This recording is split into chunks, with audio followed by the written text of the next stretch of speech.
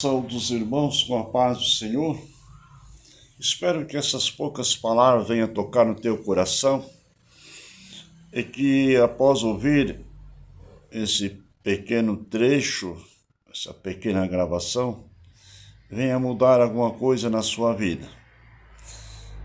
Que a sua fé, o seu conhecimento, o seu desejo de servir a Deus, a necessidade de cumprir com a santa palavra de Deus, ou estar mais próximo de Jesus Cristo através do Espírito Santo, venha preencher o teu coração e o meu também.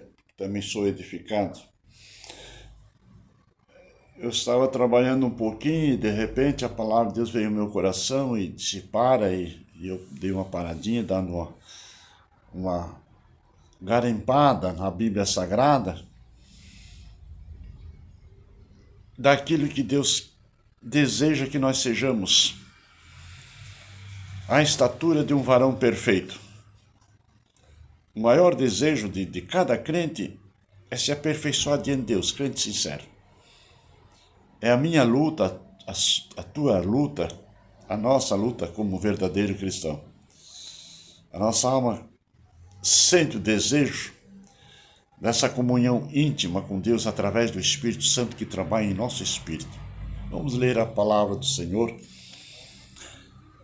Um conselho do apóstolo Paulo dá a Timóteos, no capítulo 4, 2 Timóteos, capítulo 4, e a partir do versículo 1, são uns minutinhos, não vou demorar muito. Conjuro-te, pois diante de Deus e do Senhor Jesus Cristo, que há de julgar os vivos e os mortos, na sua vinda e no seu reino, que pregues a palavra, inste a tempo e fora de tempo, redarguas, repreendas, exortes com toda a longanimidade e doutrina, porque virá o tempo em que não suportarão a sã doutrina, mas tendo comichão nos ouvidos, amontoarão para si doutores conforme as suas próprias concupiscências. Desviarão os ouvidos da verdade, voltando às fábulas. Mas tu se sóbrio em tudo, sofre as aflições, faze a obra de um evangelista e cumpre o teu ministério. Por quê? Porque eu já estou sendo oferecido como aspersão ou libação de sacrifício, e o tempo da minha partida está próximo.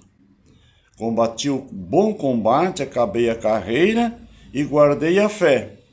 E desde agora a coroa da justiça me está guardada, a qual o Senhor, justo juiz, me dará naquele dia. E não somente a mim, mas também a todos os que amarem a sua vinda. Glória a Deus. Se há uma expressão de amor, se há algum conforto, se há uma pessoa que tinha o amor de Deus na sua vida, esse tal era o apóstolo Paulo.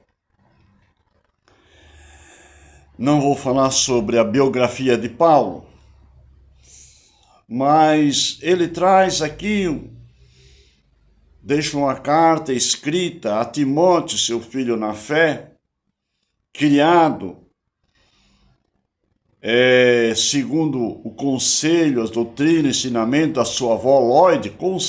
Com certeza Timóteo era órfão de pai e mãe, criado pela avó, mas que trazia no seu coração a chama ardente e uma chamada para ser pastor, obreiro, missionário, evangelista, de tudo um pouco. E agora Paulo, ele traz uma palavra a Timóteo, e essa palavra eu quero transmitir e conversar um pouco e meditar sobre isto. Ele diz: conjuro-te, pois, diante de Deus e do Senhor Jesus Cristo, que há de julgar os vivos e os mortos na sua vinda e no seu reino, que pregues a palavra. a palavra conjurar, conjuro-te. Isso aparece aqui no 2 Timóteo, mas no capítulo 1 ele também fala a mesma palavra, Timóteo. Conjuro-te, quer dizer, chamar a pessoa para prestar um testemunho solene diante de uma autoridade. Por exemplo, se nós formos ser testemunha de qualquer evento perante um juiz, ele traz a Bíblia Sagrada e ele pergunta assim: você jura falar a verdade, somente a verdade perante Deus e a justiça? E a pessoa diz sim, claro. Porque se ele não falar a verdade, o problema do outro, se ele mentir, ele vai ser cúmplice do ato pecaminoso que o outro cometeu. E a cumplicidade traz prisão, se for julgado réu. Então ele tem que falar somente a verdade. Ele não pode torcer para a direita e nem para a esquerda. Quando eu fui chamado a evangelista e a pastor, diante dos anciãos da igreja, de outros pastores, também veio essa palavra: conjuro-te a prestar o zelo pela doutrina, pela sã doutrina, e por isso, e por mais aquilo, sim, juro. E vai aquilo, vai aquilo, vai aquilo. Então, oraram. Alguns têm o hábito de ungir a pastor, outros só oram para ser evangelista. E aí é orado e é ungido e a pessoa sai dali com a responsabilidade de transmitir a santa palavra de Deus, pura e genuína. Assim como é um médico, um advogado. Também fiz direito, não cumpri, não cheguei até o fim. Mas eu sabia que perante os juízes que estavam ali, os promotores, nós fazíamos simulação de um julgamento, e ali estava o réu, estava o promotor de justiça, advogado de defesa e de final. Mas aquele que ia prestar o depoimento, ele tinha que falar somente a verdade, senão a responsabilidade estava sobre ele. E aqui agora Paulo ele coloca Timóteo diante de uma situação bastante difícil. Pastores, nós temos que ter o cuidado de falar a verdade em cima do púlpito. Se a pessoa queira aceitar, amém. Se não queira aceitar, é ele com Deus. Mas aqui, eles conjuram-te, pois, diante de Deus e do Senhor Jesus Cristo, que há de julgar os vivos e os mortos na sua vinda e no seu reino, que pregues a palavra, inste a tempo e fora de tempo. Aqui Paulo está dizendo a Timóteo que Deus estabeleceu um tempo necessário para o seu servo para pregar a sã palavra de Deus. Assim como Paulo também tinha recebido de Deus um tempo necessário para pregar a palavra de Deus aos gentios. Não vou contar toda a biografia de Paulo, os irmãos sabem disso, as pessoas sabem. Mas ele tinha consciência. Deixa eu explicar uma coisa para os irmãos. Existem duas coisas bem específicas dentro da palavra de Deus. Existe o tempo do homem e o tempo de Deus na vida do homem. Assim foi com Moisés, assim foi com Abraão, assim foi com Jacó, assim foi com os discípulos. Eram pescadores, agora vocês não são mais pescadores, vocês se tornarão pescadores de homens. É um tempo necessário, específico. Agora, tempo que Paulo trabalhava sem Deus, sem orientação dos céus, no seu próprio orgulho, no seu próprio ego. Agora Deus estabeleceu um tempo, um encontro com Paulo, e agora sim vai mudar todo o conceito na vida de Paulo de pensamento, e ele vai ser luz para os gentios. A Bíblia fala do tempo dos gentios, o tempo da graça, o tempo da inocência, o tempo da consciência, o tempo do governo humano, o tempo das promessas de Deus através de Abraão, Isaac e Jacó. Aí vem o juiz, aí vem o tempo da lei, e aí vem o tempo da graça, o tempo da grande tribulação e o tempo do milênio. Há um período de tempo. E agora Paulo está dizendo para Timóteos, para que ele pregue a palavra de Deus e insta a tempo e fora de tempo. Quer dizer, não perca a oportunidade. Como diz Eclesiastes, em todo tempo seja o alvo os teus vestidos e nunca falte óleo sobre a tua cabeça. É para esse tempo, Timóteos, que Deus tem te colocado. Agora Deus vai te dar graça, sabedoria, unção, a revelação para ministrar a palavra de Deus. Há uma passagem em Esther,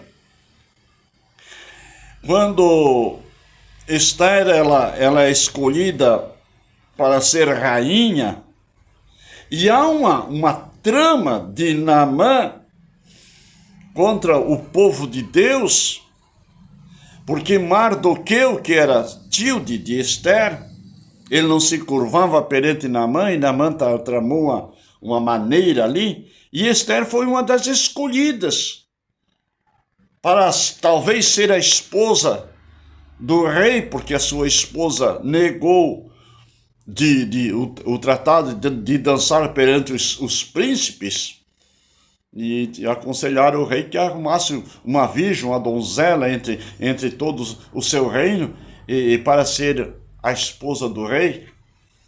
E agora Esther estava entre as escolhidas. Mas tinha um tempo determinado pela lei de Artaxerxes, de as concubinas, os criados, qualquer se apresentar perante o rei. E aí tinha os mordomos, tinha os eunucos, tinha aqueles que cuidavam das virgens, as mulheres idôneas. Não chegou o tempo. Mas agora Mardoqueu, seu tio, soube do tratado que estava acontecendo, do espírito de vingança que tinha contra o povo de Deus. E ele chegou para Esther e disse: olha, está acontecendo assim, assim, assim. Eu escuto e ouço e vejo com os meus olhos. E aí Esther disse: não, meu tio, não chegou. Não posso chegar, não chegou meu tempo, não chegou a minha oportunidade. Mas aqui no capítulo 4 de Esther, no versículo 14, Mardoqueu disse assim para sua sobrinha: quem sabe que para tal tempo Deus te colocou neste lugar, se tão somente te calares. De outra parte socorro virá, mas presta atenção, você também vai perecer, também com a casa de toda a tua família e todo Israel. E quando ele falou para Esther que Deus tinha determinado um tempo na vida dela, ela disse: opa, vamos então fazer um edito de jejum e oração, e por determinado tempo vou me apresentar perante o rei. Enquanto o povo de Israel estava orando, escapa-te pela tua vida. Enquanto o povo de Israel estava orando, ela sorrateiramente lá pelo jardim ela aparece, longe, mas visível ao rei. E o rei olha e estende o cetro de ouro E ela chega e toca na ponta do séquito e faz o pedido ao rei. E o povo de Israel, com Mardoqueu e a sua própria vida, foram salvos. Agora, quando Paulo fala aqui para Timóteo que pregues a palavra e inste a tempo e fora de tempo, reguarda, repreendas, exorte com toda longanimidade e doutrina. Em outras palavras, Paulo está dizendo: não sejas um ditador, não sejas um manipulador, um controlador. É o que nós vimos muito por aí. Infelizmente são poucos, pela misericórdia de Deus, estou falando isso, não estou julgando, mas eu já estou com mais de 50 anos nessa carreira, mais de 40 anos ministerial. Conheci muitos cidadãos que quando estava lá embaixo no banco era um cordeirinho, mas sobe em cima do púlpito, vira num leão, esbravejando, pensando que o trono é dele, e os céus é dele também, o julgamento é só dele. Faça o que eu mando e não faça o que eu faço. Mas não é assim que Paulo ensina na palavra de Deus para Timóteo.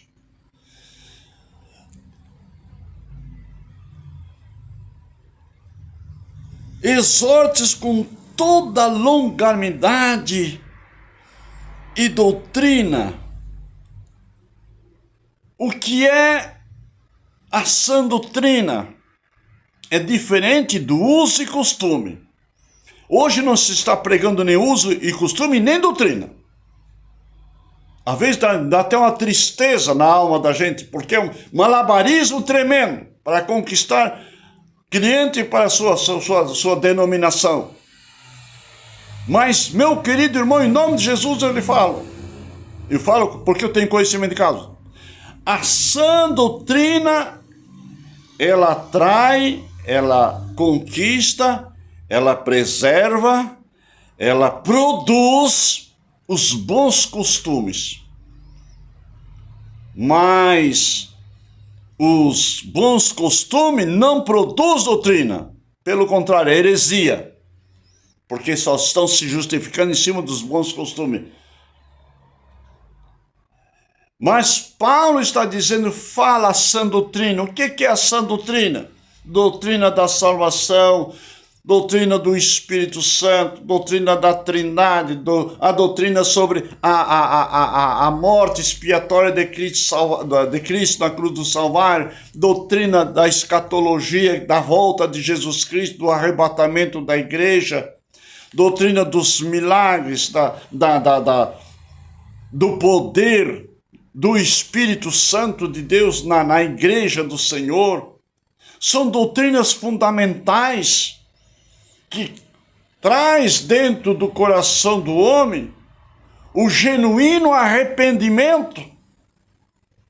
Agora existe uma diferença de um genuíno arrependimento que traz contrição na alma e a pessoa se volta para Deus e chora aos pés de Jesus Cristo com contrição, com quebrantamento, do que um remorso. O Antigo Testamento, através da lei moral, cerimonial e penal, era como que alguém viesse, uma mulher, e salpicasse a casa e baixasse a poeira. Então pode varrer. Ela levanta um clamor na alma, mas não santifica e nem purifica.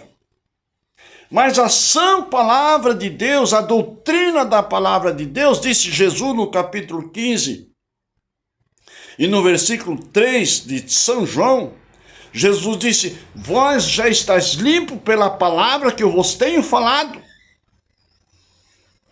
Então a sã doutrina é a palavra regeneradora, regenerado pela palavra, através do Espírito Santo, não traz um clamor na alma, traz um arrependimento diante de Deus.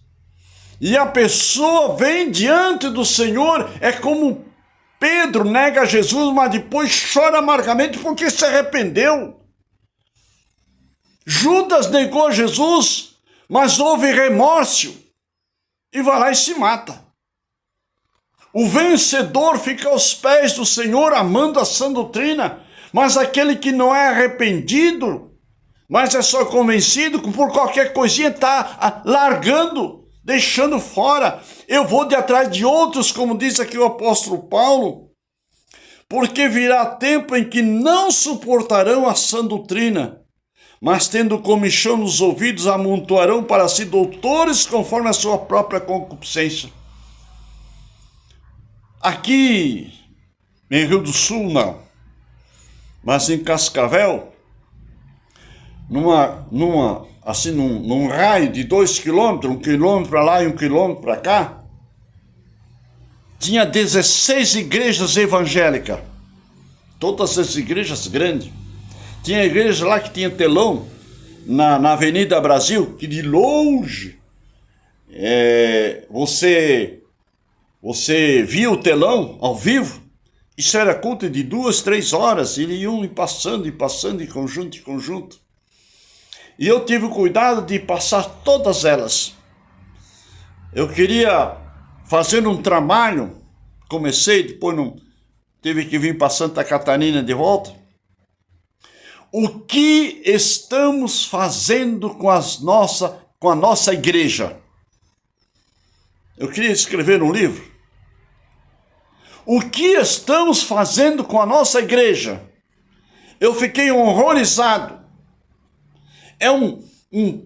Tinha luzes, jogo de meu Deus do céu, sem nenhum pudor da palavra de Deus, era um showmício. Como nós falávamos no tempo da campanha, era um showmício, era um show evangélico.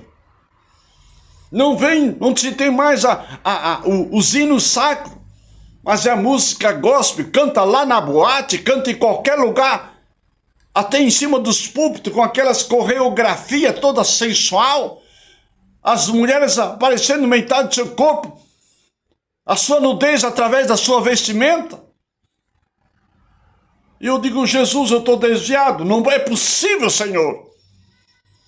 E eu ia para lá, escutava e ficava, eu tinha tempo necessário. Só na minha mente eu digo, meu Deus, o que está acontecendo com a tua igreja, Senhor? E aqui o apóstolo Paulo dizendo a mesma doutrina naquela época. E ele dizendo, porque virá tempo em que não suportarão a sã doutrina, mas tendo comichão nos ouvidos, amontoarão para si doutores conforme a sua própria concupiscência, conforme os seus desejos. Não é o mundo, irmão. O mundo tem que se dobrar perante a igreja, mas a igreja está se dobrando perante o mundo.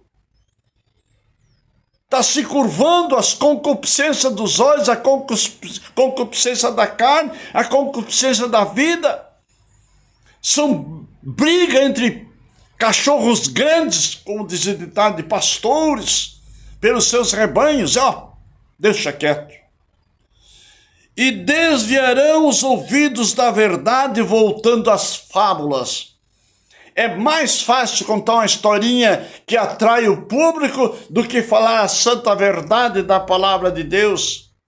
A verdade dita ao seu tempo certo, na hora certa, com amor e carinho e responsabilidade diante de Deus, com amor à sua alma, meu querido irmão. Se existe alguém que está fazendo isso na igreja, foge dessa igreja, procura um grupo de pessoas que servem a Deus com verdade, com espírito e verdade. Deus disse para Ló, escapa-te pela tua vida, não fique olhando para essas coisas banais que o mundo apresenta. Mas ele disse para Timóteo, procura apresentar-te diante de Deus com varão aprovado, que não se vergonha da palavra de Deus, que maneja bem a palavra da verdade. E aqui ele continua, mas tu, Timóteo, como um pai para com um filho, sê sóbrio em tudo, sofre as aflições, faze a obra de um evangelista e cumpre o teu ministério. Seja sóbrio. Em outras palavras, sejas com os pés firmes, não te embriagues, não te exauste, não te preocupa. Anda diante de Deus, sejam um ponto de referência no lugar em que colocares os teus pés. O povo de Israel, quando via Moisés sair da sua tenda e para a tenda da congregação, todo o povo se curvava diante de Moisés com reverência, não reverenciando Moisés, mas reverenciando ele, porque ele sabia que quando ele entrava na tenda da congregação, a glória de Deus descia e Deus falava com Moisés face a face, como um amigo fala com outro amigo. Paulo está dizendo para Timóteo: seja sóbrio, não te deixe levar por vento de doutrina. Quando eu fiz a faculdade de Direito, semestralmente a gente se apresenta e tem que apresentar o conteúdo da aula, fazer perante a autoridade máxima ali, e é dado 8, 10 minutos para você fazer uma apresentação, e muitos alunos chegam a desmaiar do nervosismo, porque não sabe o que expressar. Escolhe um tema e fala em 8 a 10 minutos, mas não pode passar e nem demorar. E seja específico, de começo, meio e fim. E Deus me deu graça, fui falar sobre a justiça. A justiça bota um pano cego, né? A justiça é cega. Ela não pode pender para cá e para lá. E tem 2 pratos nas mãos. Mas nesses 2 pratos, existe no meio um Pedro. É uma balança antiga.